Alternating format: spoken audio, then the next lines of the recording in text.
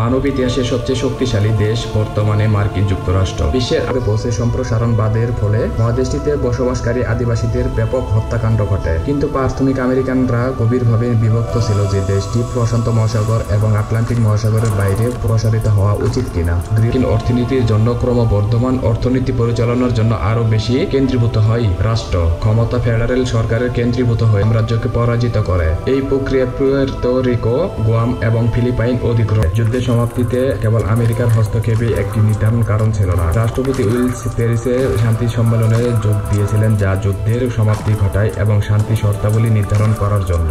তিনি আমেরিকার সবচেয়ে উচ্চাকাঙ্ক্ষী বৈদেশিক নীতির উদ্যোগের নেতৃত্ব দিয়েছিলেন, যা লিগ অব নেশন নামে একটি আন্তর্জাতিক সংস্থা।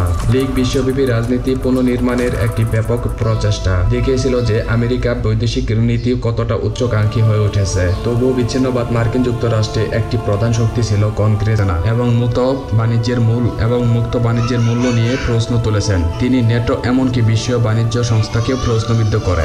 এক পর্যায়ে আমাদের বলতে হবে, আপনি কি জানেন, জাপান যদি উত্তর কোরিয়ার এই উন্মাদ থেকে নিজেকে রক্ষা করে তাহলে আমাদের জন্য লাভ হবে। দক্ষিণ কোরিয়া যদি নিজেকে রক্ষা করতে শুরু করে এবং সৌদি আরব যদি নিজেকে রক্ষা করতে শুরু করে, অবশ্যই হ্যাঁ। এটি 1945 সাল থেকে মার্কিন পররাষ্ট্রনীতিতে আধিপত্য বিস্তারকারী ঐক্যমতের থেকে বিচ্যুতি এবং এর আগে বিচ্ছিন্নতাবাদ এসেছিল তার কাছাকাছি কিছু। তাহলে রাষ্ট্রপতি ট্রাম্প কি